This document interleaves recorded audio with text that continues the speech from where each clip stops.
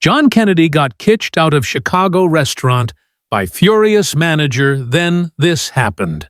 The evening breeze in Chicago carried a sharp chill as John Neely Kennedy, the seasoned senator from Louisiana, stepped onto the bustling sidewalk of the city's upscale dining district.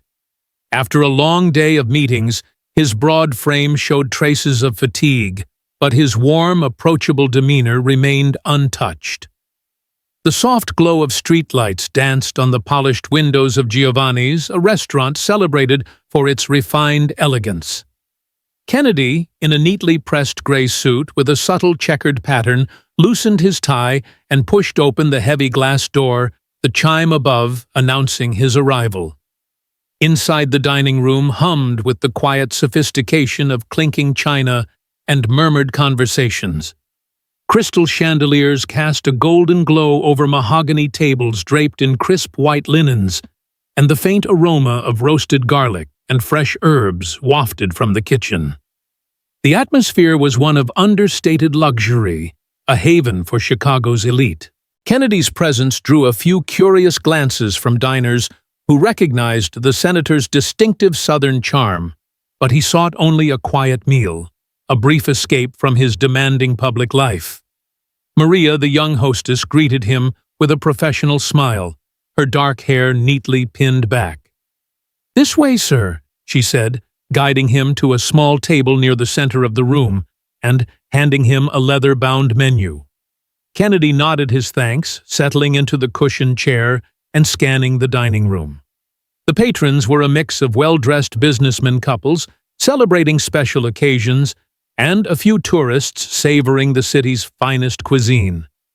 At a nearby table sat an elderly man, his silver hair thinning, his hands trembling as he squinted at the menu in the dim light. The man, later introduced as Frank, seemed out of place in the polished setting, his worn tweed jacket and hunched posture, hinting at a quiet humility. His brow furrowed as he struggled to read the elegant script, listing dishes like herb-crusted lamb and truffle risotto. Kennedy, ever observant, noticed Frank's difficulty and felt a familiar tug of empathy honed from years of listening to constituents' stories of struggle. Without hesitation, Kennedy leaned over, his voice warm and low. "Excuse me, sir, having trouble with that menu. The print's a bit small in this light." Frank looked up startled, his pale blue eyes meeting Kennedy's with surprise and gratitude. "Well, that's kind of you," he replied, his voice shaky with age. "My eyes aren't what they used to be." Kennedy smiled, his Louisiana drawl softening his words. "No trouble at all. Let's see what we've got here." He slid his chair closer, taking the menu with a nod, and began reading aloud the evening's specials, his tone patient and engaging. He described the pan-seared scallops and wild mushroom ravioli, pausing to answer Frank's questions about flavors and portions.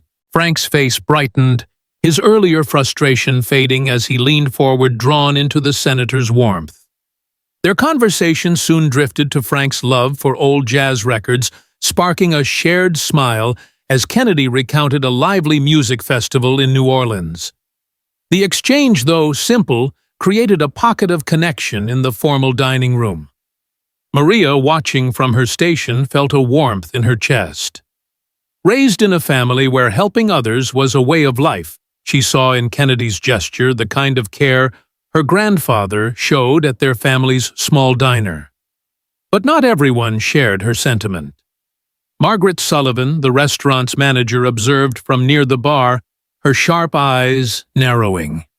In her mid-40s, Margaret was a commanding figure, her black blazer tailored to perfection, her auburn hair pulled into a tight bun. For 5 years, she'd run Giovanni's with unwavering precision, ensuring every detail from the alignment of silverware to the timing of service upheld her vision of elegance. To her, Kennedy's interaction with Frank was a disruption, a violation of the unspoken rules that kept Giovanni's distinct from casual eateries. Her pale cheeks flushed as she straightened her heels, clicking against the hardwood floor as she moved toward the tables determined to restore order. Margaret didn't recognize Kennedy as a senator. To her, he was simply a patron threatening her carefully curated atmosphere.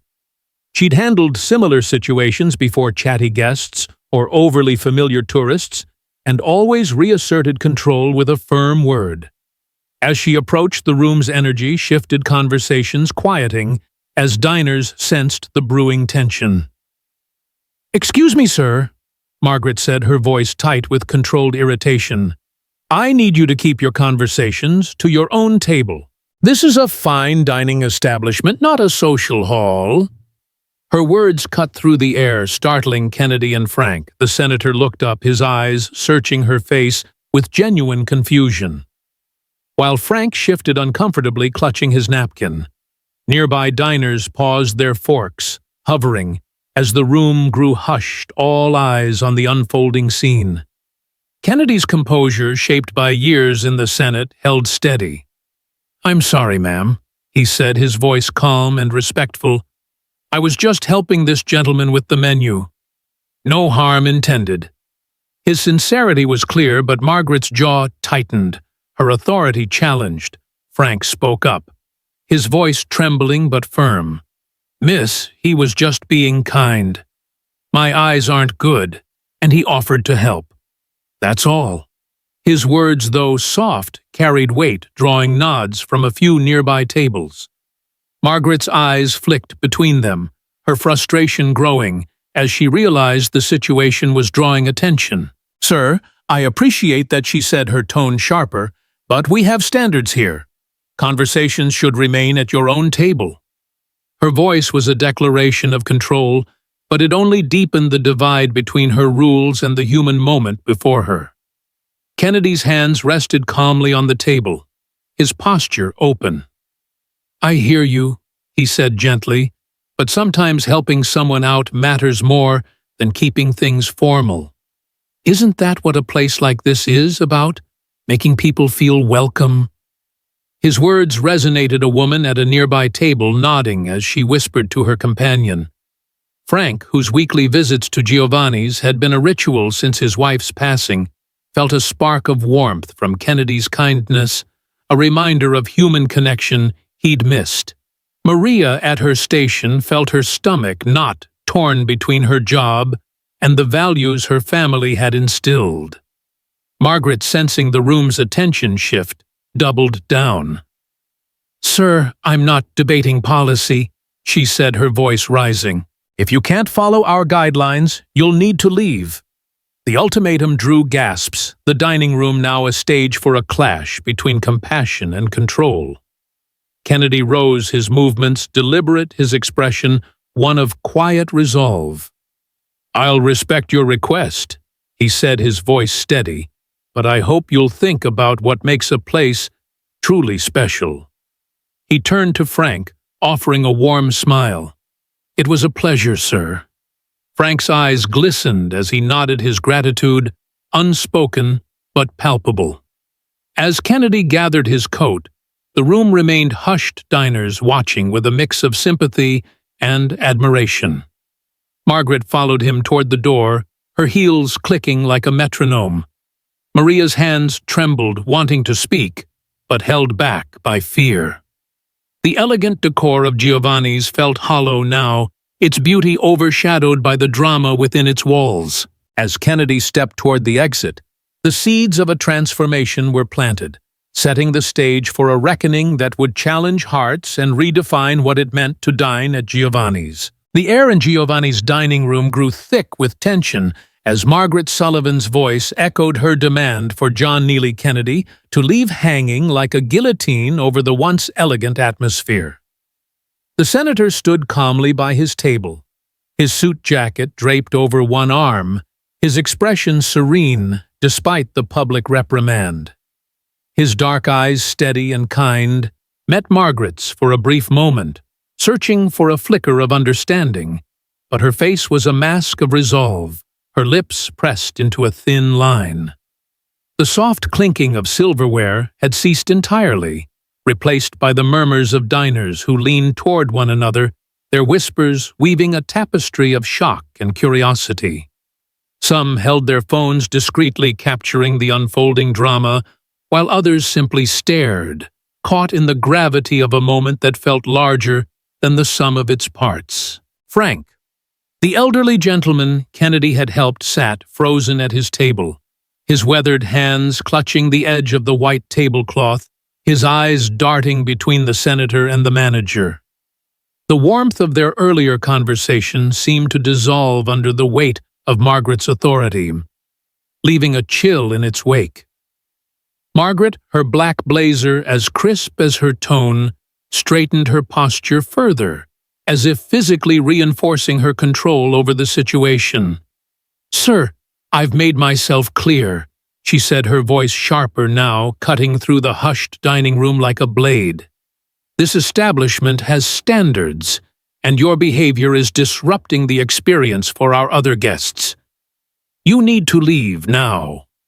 Her words were laced with a conviction born of years spent enforcing her vision of perfection at Giovanni's. To her, Kennedy's act of reading the menu to Frank wasn't kindness. It was a breach of decorum, a crack in the polished facade she'd spent half a decade building. She didn't know he was a senator, nor did she care.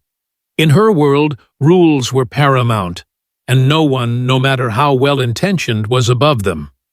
Her pale cheeks flushed with the heat of her own certainty, unaware that her decision was about to ripple far beyond the walls of her carefully curated restaurant. Kennedy, his hands folded calmly in front of him, took a slow breath, his years of navigating high-stakes debates in the Senate giving him an unshakable composure. "Ma'am, I respect that you're doing your job," he said, his Louisiana drawl softening the edges of his words, "but I was only trying to lend a hand to someone who needed it. If that's a disruption, I'm sorry you see it that way."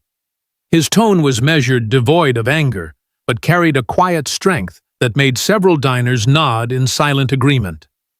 A young couple at a nearby table exchanged glances, their expressions reflecting a mix of admiration and unease. The woman, her auburn hair catching the chandelier's glow, whispered to her partner, "He's just being kind. Why is she making such a big deal out of this?"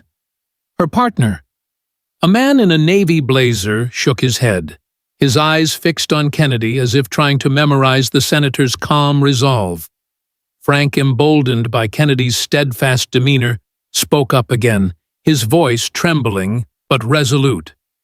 "Miss, this man didn't do anything wrong," he said, his hands gesturing toward Kennedy. He saw an old man struggling and took a minute to help. "If that's against your rules, maybe your rules need a second look." The words, though spoken softly, landed with surprising force, drawing murmurs of approval from nearby tables. A businessman dining alone, his tie loosened after a long day, set down his wine glass and leaned forward, his interest piqued by Frank's unexpected defiance. Margaret's jaw tightened, her eyes narrowing as she felt her authority being challenged not just by Kennedy but now by another patron. The dining room, once a haven of refined tranquility, was transforming into a stage for a confrontation that no one had anticipated. Maria, the young hostess, stood frozen at her station near the entrance, her heart pounding as she watched the scene unfold. Her hands fidgeted with the edge of her clipboard, torn between her loyalty to her job and the growing sense that Margaret's reaction was unjust. Growing up in a family where hospitality was a sacred duty, Maria had been taught to see every guest as someone deserving of care, not just service. Kennedy's kindness to Frank reminded her of her father, who would spend hours at their family's small diner chatting with regulars, making sure no one felt alone. Now seeing that same spirit punished in a place like Giovanni's made her stomach churn. She glanced at David, a server who'd been working at the restaurant for 6 months, and caught his uneasy expression.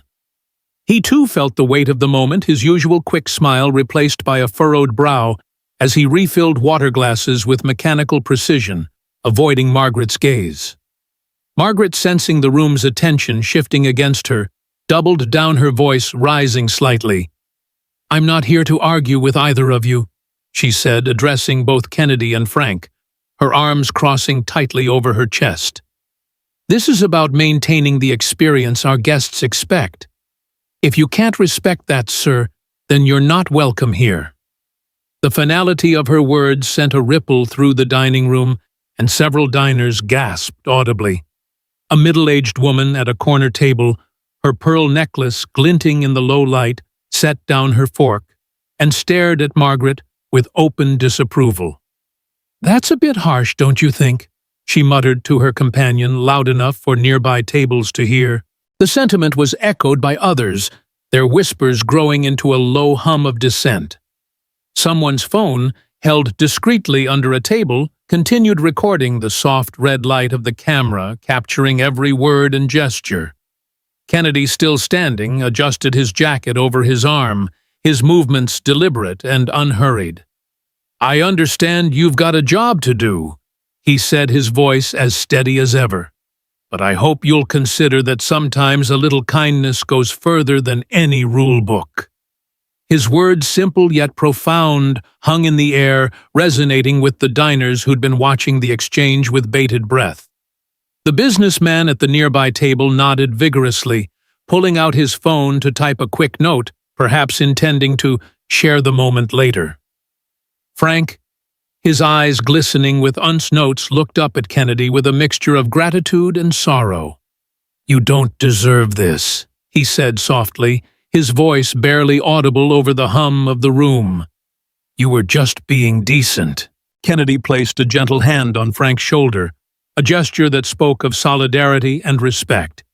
"It's all right, Frank," he said, his smile warm but tinged with sadness. "It was a pleasure meeting you." The dining room seemed to hold its breath as Kennedy turned toward the exit, his steps measured and dignified. Margaret followed a few paces behind, her heels clicking with a rhythm that felt more like a march than an escort. The other servers, including David, paused in their tasks, their eyes following the senator as he moved through the room. Maria, still at her station, felt a lump rise in her throat. She wanted to say something, to call out to Kennedy and tell him he'd done nothing wrong, but the fear of losing her job kept her silent. Her hands trembled as she clutched her clipboard, her mind racing with memories of her family's values clashing against the cold professionalism of Giovanni's.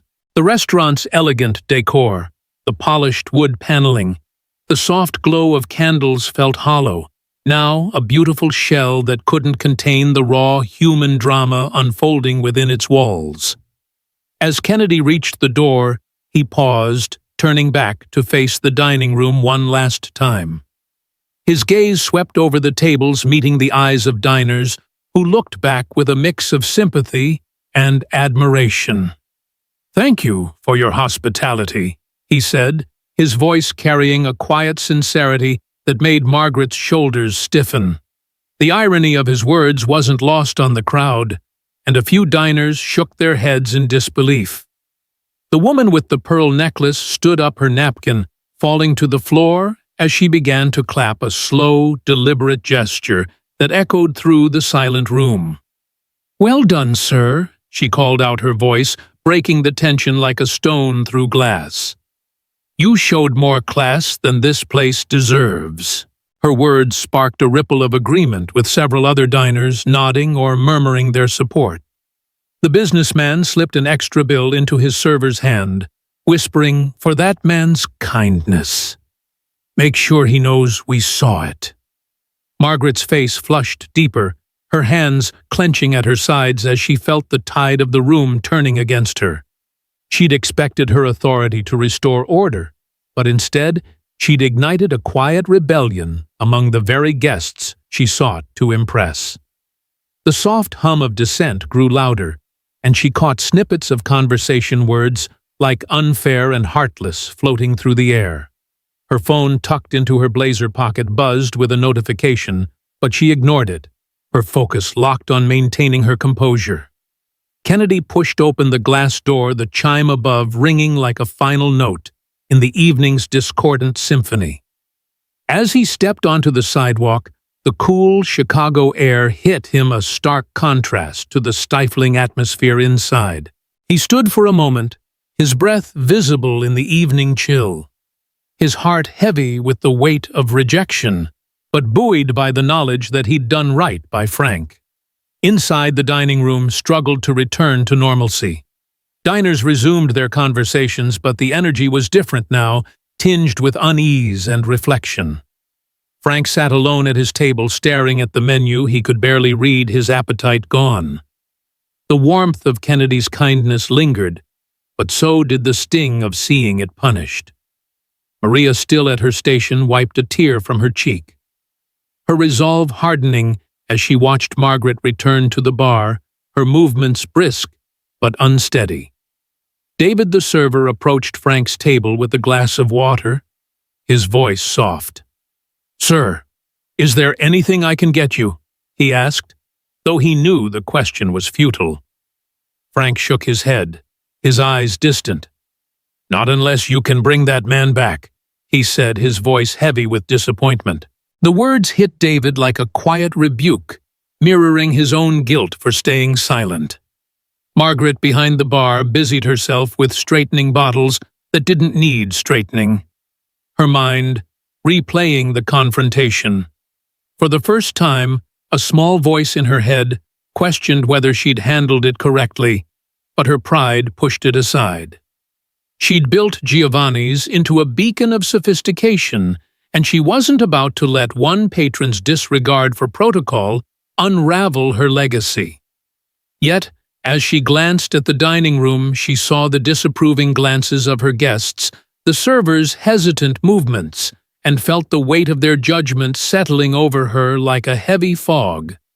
Unbeknownst to her, the video captured by a diner was already making its way online, the hashtag Giovanni's Fail beginning to trend as strangers across the city weighed in on the injustice they'd witnessed. The stage was set for a reckoning, one that would challenge Margaret's rigid worldview and reveal the transformative power of Kennedy's quiet grace. The Chicago night wrapped John Neely Kennedy in a cool, crisp embrace as he stood on the sidewalk outside Giovanni's, the restaurant's warm glow spilling through its windows and casting long shadows across the pavement. His suit jacket hung loosely over his shoulders, his hands tucked into his pockets as he exhaled his breath, visible in the chilly air. The city pulsed around him, car horns blaring, pedestrians weaving through the streets, the faint strains of a saxophone drifting from a nearby jazz club. But Kennedy stood still, his heart anchored by a quiet strength. His years in the Senate had taught him that moments of rejection often held the seeds of something greater, and he sensed this was one such moment.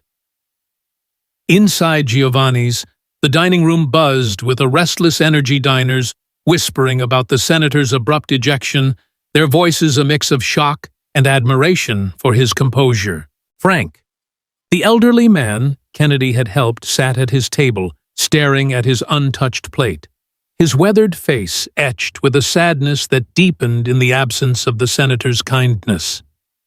The warmth of their brief connection lingered, but it was now tinged with the sting of seeing compassion punished. Maria, the young hostess, could no longer stay silent. Her shift was nearly over, but the urge to act overpowered her fear of losing her job. Her hands trembled as she slipped off her name tag, grabbed her coat, and hurried toward the glass door, the chime echoing like a call to courage. "Sir, please, wait," she called softly, her voice cutting through the urban noise as she spotted Kennedy standing under a streetlight, his silhouette framed against the city's glow. He turned, his dark eyes softening with recognition. "Maria, isn't it?" he said, his Louisiana drawl warm and inviting as if they were old friends catching up. She nodded, her breath catching as she gathered her resolve. "I had to tell you what you did in there was right. Helping Frank, being kind, it wasn't wrong no matter what Margaret said." Her words spilled out, her eyes bright with conviction. Kennedy's smile was gentle, his expression one of quiet gratitude. "Thank you, Maria," he said, his voice steady. "Sometimes doing the right thing kicks up a little dust, but it's worth it if it helps someone feel seen." Their conversation was interrupted by the chime of the restaurant door, and both turned to see Dr. William Patterson, a retired theology professor, stepping onto the sidewalk. His silver hair caught the streetlight's glow, and his purposeful stride carried the authority of a man accustomed to commanding lecture halls. "Excuse me," he said, his voice resonant with academic weight. "I couldn't let you leave without saying something." He extended a hand to Kennedy, his eyes sharp with admiration.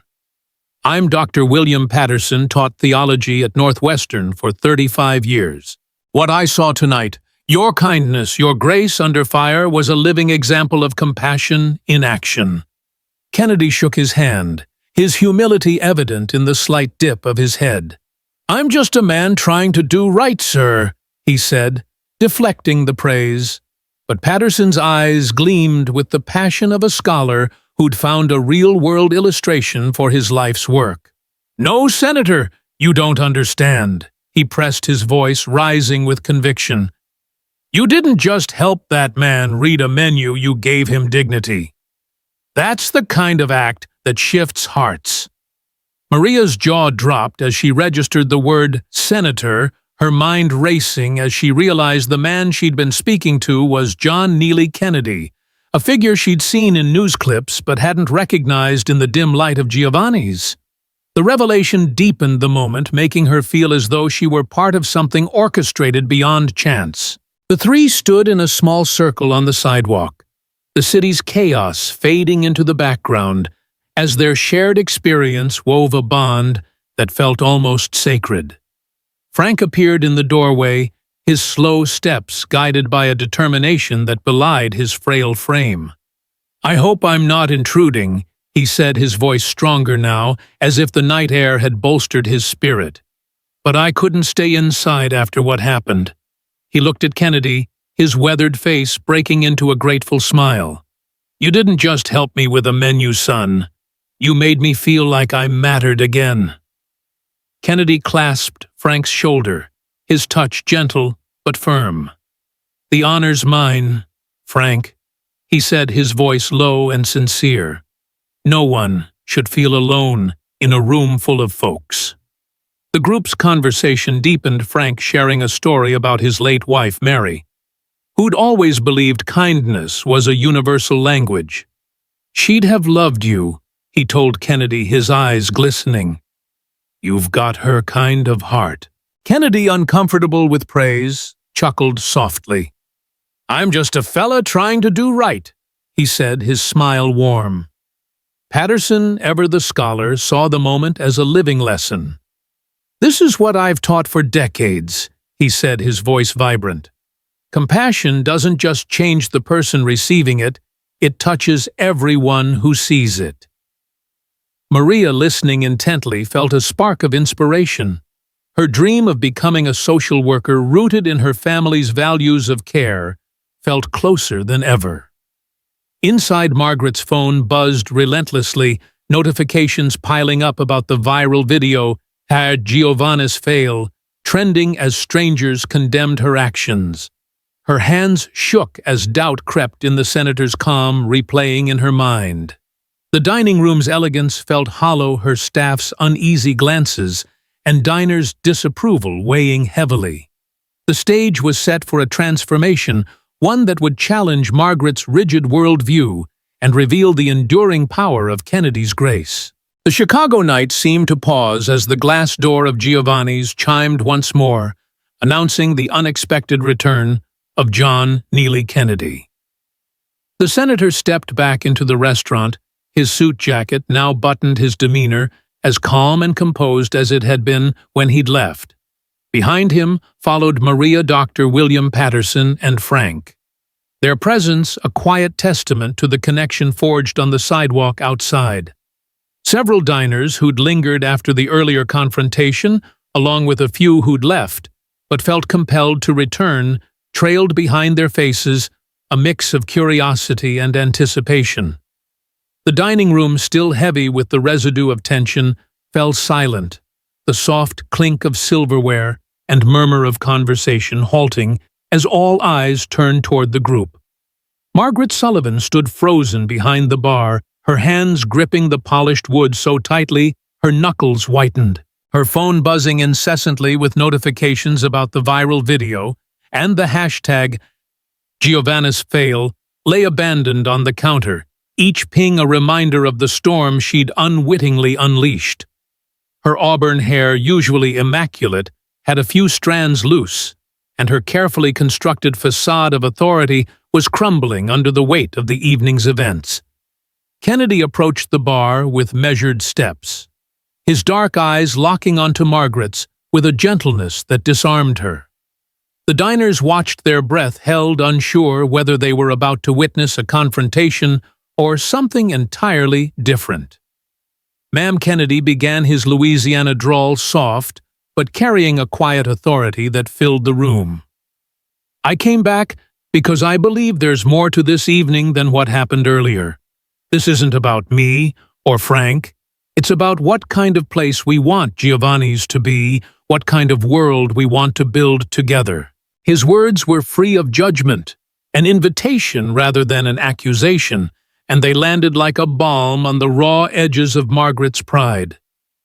Maria, standing just behind Kennedy, felt tears well in her eyes, her heart swelling at the senator's ability to extend grace, even after being publicly humiliated. Dr. Patterson, his academic mind racing, saw in Kennedy's approach a living sermon, a moment where compassion transcended conflict. Frank, his weathered hands clasped in front of him, nodded silently, his presence a quiet anchor in the unfolding drama. Margaret's throat tightened, her voice barely above a whisper as she spoke, her eyes darting between Kennedy and the crowd. "You came back, after what I did." The question trembled in the air, heavy with confusion, and the first stirrings of vulnerability. For years, she'd built her identity on control, on enforcing rules that ensured Giovanni's remained a beacon of sophistication. But now, faced with Kennedy's unwavering kindness, she felt the foundations of that identity shake. "I thought I was protecting this place," she said, her voice cracking, "but I was wrong. I turned kindness into a problem, and I made this place feel cold." Her confession, raw and unpolished, echoed through the dining room, drawing gasps from the diners who'd stayed to witness the resolution. The woman with the pearl necklace, who'd clapped for Kennedy earlier, dabbed at her eyes, her expression softening as she saw Margaret's defenses crumble. David, the server, stood near the kitchen doorway, his tray, forgotten, his face reflecting a mix of relief and awe at his manager's unexpected humility. Kennedy stepped closer, his expression one of genuine compassion. "Ma'am, we all make mistakes," he said, his voice steady but warm. "What matters is what we do next. You've got a chance here to make this place more than just a restaurant, to make it a home for folks who need it." His words, simple yet profound, stirred something deep within Margaret, a memory of her childhood, when her grandmother would open their small kitchen to neighbors, sharing meals and stories without regard for status or rules. That warmth, buried under years of ambition and rigidity, began to resurface, cracking the armor she'd worn for so long. Frank stepped forward, his slow steps deliberate, his eyes shining with a wisdom born of loss and love.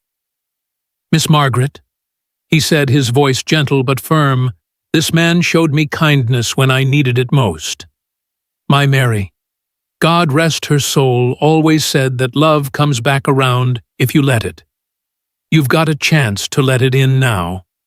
His words, laced with the weight of a life well lived, struck Margaret like a revelation. Her eyes filling with tears as she reached for his hand, her own trembling.